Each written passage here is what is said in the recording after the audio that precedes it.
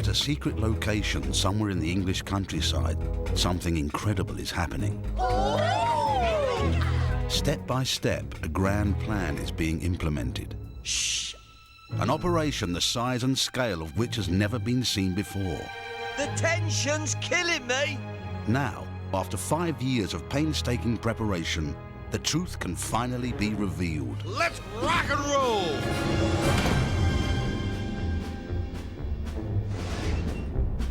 Aardman, the Oscar-winning animators behind Wallace and Gromit, are ready to bring their first full-length movie to the big screen. Hello, I'm Nick Park. I'm Peter Lord. Welcome to Chicken Run. Cock-a-doodle-doo! Chicken Run is an animated adventure set on a sinister English chicken farm. In Yorkshire. Sometime in vaguely the 50s. Run by the Tweedies. Mr. Tweedy, what is that chicken doing outside the fence? There, any hen who fails to produce enough eggs. And then they're for the chops. Which is very nice. Now, a group of plucky chickens are hatching a bird-brained scheme to fly the coop. They're useless eggs. Yes, they're not good.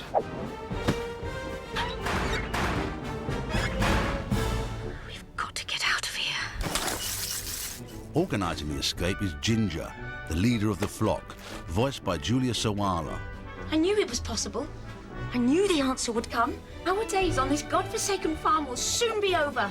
Ginger is a wonderful character. She's very confident. Spread the word, Mac. Meeting tonight in Hut 17. She can be quite dominating at times. Order! Order! Quiet! You know what the problem is? The fences aren't just round the farm. They're up here, in your heads. Next in the pecking order are Bunty, Babs, Mac, and Fowler. Let's have some discipline in the ranks. What?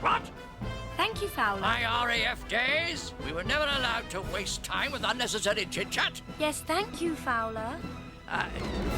Their many escape attempts are foiled by the greedy Mrs. Tweedy, played by Miranda Richardson. No chicken escapes from Tweedy's farm! She is sort of relentless, really. She's just vile to Mr. Tweedy. Mr. Tweedy! She's vile to the chickens. She's a vile, full stop, really. And they finally have found a way to make some real money around here. And what are you on about? Ridiculous notions of escaping chickens. The heroic hens are given new hope when a rooster named Rocky drops in.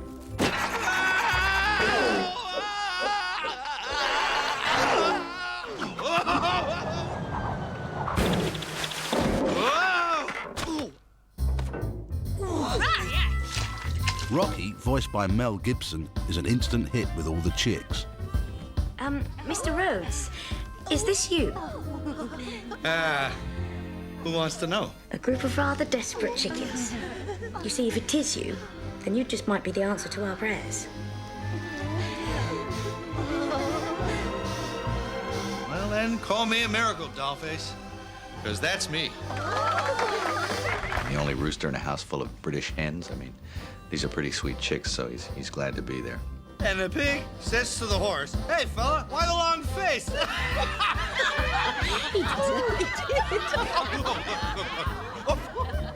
Cocktail! He's meant to be the hero of the piece, you know, the reluctant rooster who is going to teach them all how to fly, and so they can fly the coop, as it were. Sleep tight, Angel Face. The rock's on the case. But will he help them to escape or die frying? Whoa! Whoa! Let's back up and start from the top. The plan to make Chicken Run was first hatched in 1995 by Oscar-winning animators Nick Park and Peter Lord. I must say, I had no idea it would be this big. I couldn't have dreamt it would be this big. Every part of the process is enormous. So is it daunting? No. We mustn't panic. We mustn't panic. On the basis of a story treatment just a few pages in length, Pathé agreed to fund the project in 1996, financing the development of both the script and model design. For 25 years, these guys have been artistically creating wonderful stuff, and they have also got, as you know, their own style. It's a living. Well, you know, everybody knows about Wallace and Gromit, don't they? Just love them. You can tell right away if something is Aardman. There's no one else doing what they do. Absolutely. The creatures are believable. They have real emotions. You just end up thinking they're real, really. Well, I do, anyway. Then, in 1997, with the characters ready to make their debuts in front of the camera, Pathé joined forces with DreamWorks SKG, the Hollywood studio behind Ants, Prince of Egypt, and the multiple Oscar winner American Beauty. Pushy Americans, always showing up late for every war, overpaid, oversexed, and over here. Well, I think that, you know, that Nick and Peter, you know, are true artists. They have a very much of a vision and a sensibility and a style that, you know, is just captured within every look of and every design of every element of the movies that they they make. I like the sound of that. What's the plan? The plan. The plan. The plan. The plan was to make for the first time a full-length big-screen movie using the animation techniques made popular in the Wallace and Gromit films. This film has proved to be hugely bigger than anything we've ever done. It's a feature film, it's 80 minutes long. In the past, the longest we've done is like The Close Shave, which is 30 minutes. You might actually be able to pull this off. It's actually, it doesn't compare with Wallace and Gromit really, because you could say this is just, you know, 2 and a bit times a Wallace and Gromit film, but it's actually just the scale of it, and just sustaining a story for only an hour and a half is, or whatever it is, you know, 80 minutes is 5 times more than 10 times. Any 10 times probably. Relax. We're making progress. This technique uses handmade plasticine models, which the animators move one tiny piece at a time for each individual frame of film. You know, people often say you have to have a lot of patience to be an animator, but it's not at all true, because I don't think I'm a patient person. And it's constantly moving. You know, seeing the shots come in is exciting. Cutting the shots together is exciting. Then there's putting the sound on, you know, putting the music on. All, you know, it's constantly moving. You know, there's constantly new sets being built. You know, I mean, you're running around like an idiot here half the day, so there's just no patience in it. And there's no room for any patience, you know. Cock-a-doodle-doo! What? But before the animators get to work, the characters are first brought to life by the cast of Chicken Run, who record their dialogue, sometimes months in advance. You start with the script, that's one thing, and then you get voice recording, and that's completely another, because it has, because it should be so full of life. And when you hear the voice, you start to, well, exactly, you start to rethink the character based on the voice. Here's some free advice. You want them to perform, tell them what they want to hear. Voices have always been very important to us, and our kind of filmmaking. You know, often our acting of the animation of the character, you know, is inspired by and based purely on the actual voice and all the different little tricks and turns that the voice does, and all those embarrassing pauses and where you can make the character do things. We're all going to fly over that fence, and Mr. Rhodes is going to show us how, right? What? Well, the film features Mel Gibson as Rocky, who's been a real hero in terms of doing all the voice work. We've done a lot of sessions with him. A lot of them actually across the Atlantic. We're here and he's there, and we communicate using wires and things, and he's been great. Finally, we get to see a real professional in action. Better start warming up. I'll go and get him. Now, in time, you'll generate your own thrust. Now, this is just a little helper, something to get you going. It's a thrust exercise. Where we recorded him in this Los Angeles recording studio, very plain, boring white recording booth, and trying to get him to imagine that he's a rooster on a Yorkshire chicken farm, you know, was quite difficult, I think. See, over in America, we have this rule. If you want to motivate someone, don't mention death. Yeah, it's nice, and thank you. That's the kind of thing we need, I think, to bring it to life. It's an incredibly energetic thing to do as well, because we often push them to do, you know, 20 or 30 takes on something, and you know, to keep that energy up all day, you know, they can't keep going for more than 3 or 4 hours. You can teach us. You can teach us. You can teach us. You can teach us. You can teach us. Yeah, I like that, actually. That was good. Would you just do one on the same, please?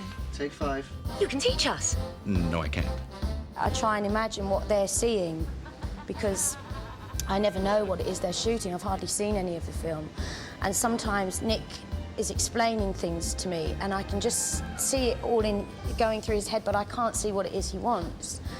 And sometimes I say, I just don't know what it is you want. And he says, all right, shall we move on? Oh, my life flashed before my eyes. It was really boring.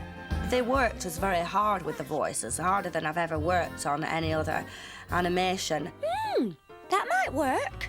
I wish that I had done my character like that a bit more, I think, because it's got quite prominent teeth, so I wish that I hadn't done it like that, but I haven't anyway, so it doesn't matter. With the voice cast in place, it was now time for co-directors Nick Park and Peter Lord to begin the meticulous process of bringing their vision to life. Co-directors Nick Park and Peter Lord assembled a world-renowned team to take on the demanding production of Chicken Run. It is the largest ever animated production in England and probably in the world. Now, the most important thing is we have to work as a team. We ended up having 30 sets, something like 18 animators, so a lot of cameras, a big floor crew, and there were about 180 people working on it. Just keep the faith there. What was your name? Agnes. You'll get there. We've got such a, you know, the cream of the British industry here. The work people are producing now is just, you know, it constantly, you know, when I find as a filmmaker, when you get that buzz, you just know what you're doing is going to be good, you know, and everyone who's working on it is very much giving us those feelings at the moment. With 24 frames of film in every second and an 80-minute plus running time, Chicken Run will be made up of more than 100,000 individual frames, each of which is packed with incredible detail. Babs, please! Monty! Stop it! Wait! Stop!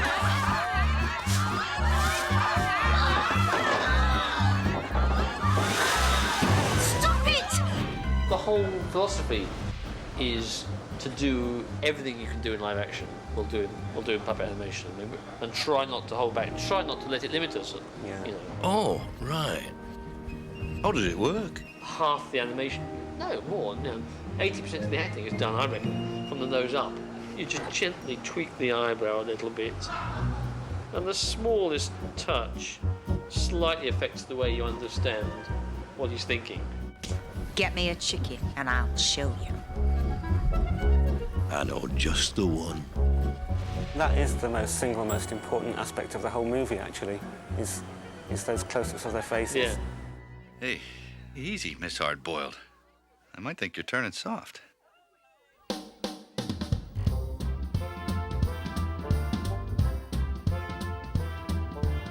Each animator would work on their own scenes and characters until the whole film was slowly pieced together.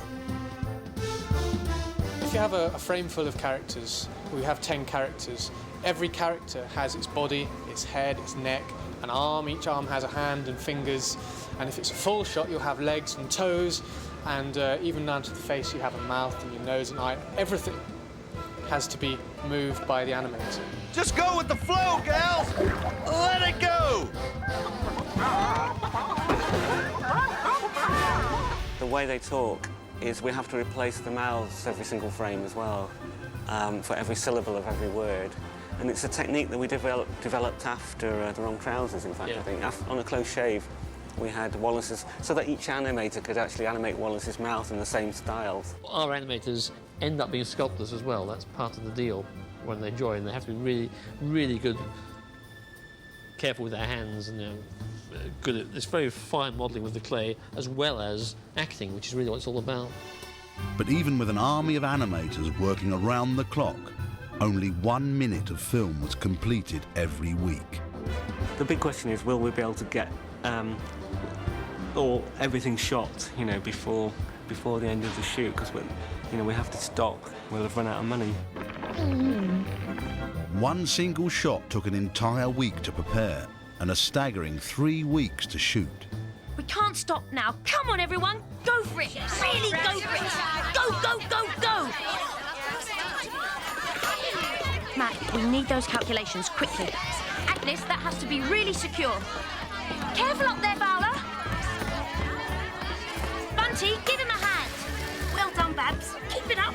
It's a very complicated shot because she's walking amidst all the action and so like barely missing her, and hammers are going in front of her, and so it's quite difficult choreography to just get it right. Was that English? Remarkably, although the shot lasts only 20 seconds, it is the longest in the film. Don't you see what's happening? They're fattening us up. They're going to kill us all. Even more complicated was the incredible pie machine, which Rocky, Ginger and the rest try not to fall foul of. Ooh, that's champion, that is. What is it? It's a pie machine, you idiot. Chickens go in, pies come out. Ooh. This is the Death Star of chickendom. This is the pie machine which the Tweedies order, by mail order really, and have brought into their barn. Mr. Tweedy puts the whole thing together like a great big kind of Meccano set. The pie machine is very important visually in the film. The exterior of it is not a particularly large piece at all by what we normally build, but it is very complicated and it is very intricate and it all has to work. Whoa, look at the size of that thing. It's just the most beautiful thing, you know. It's just a beautiful object, made with incredible detail. That's real craftsmanship is what it is. Solid as a rock. Oi! Oh! It's supposed to do that. In all, 387 model chickens, built from 900 kilograms of plasticine, were used to populate the sets, And we're the chickens. which were hand-painted using 4,000 litres of paint. Voila! 1,000 pairs of eyes were made, along with countless chicken feathers. Mac's backside alone featured 3,000 individual feathers. Look, this is when you're a kid, right, and you get a doll and stuff, the first thing you look at is their pants. Like, so when I picked up this model, the first thing I read was like that. Look at those pants. Aren't they far? And each one of these little feathers has been done individually. It's extraordinary. I thought we tried going under. Ah, over. Right. Once the majority of the animation has been completed, work can begin on the film soundtrack.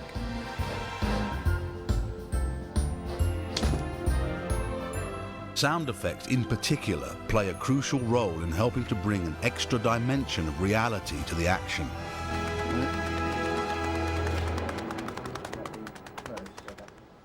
The thing with animation is that obviously there is no sound apart from the dialogues. So everything has to be covered, absolutely everything. For the detail that the animators put into the characters, we have to equal that detail and sometimes enhance it by making them more believable.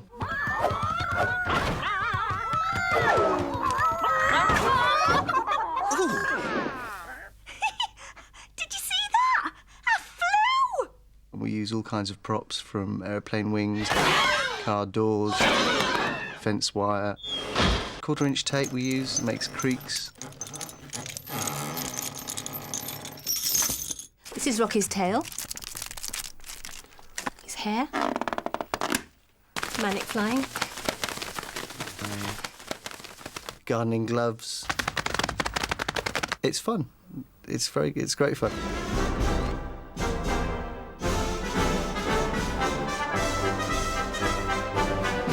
The final stage was to add the original music score, another important part of the filmmaking process. One of the main challenges I found was getting over the expectation of working on a film by probably one of the great filmmakers of all time. I had to do a lot of relaxation exercises to be able to start. And left, 2, 3, and right, 2, 3, and stop right there. Oh, yeah, down. Yeah, make little circles. That's it. Oh, faster, faster. Oh, yes, perfect. Every time I watch scene that I'm working on, I look in the background and I see more and more strange and wonderful expressions going on, more little details and finesses. There's definitely there's a great depth. Yeah, there's a depth and richness to Pete and Nick's work. Yeah. Listen, shh, you hear that? That's the open road calling my name, and I was born to answer that call. Bye. You must have very good hearing. Now, after a year of preparation, 3 years of animation, and huge dollops of inspiration, Chicken Run is ready to fly the coop.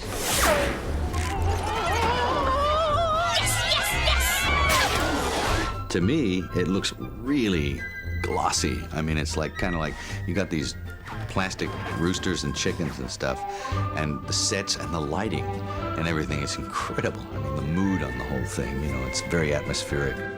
You see what I'm trying to say? I think it's a cracking good film. Both really pleased to be part of it.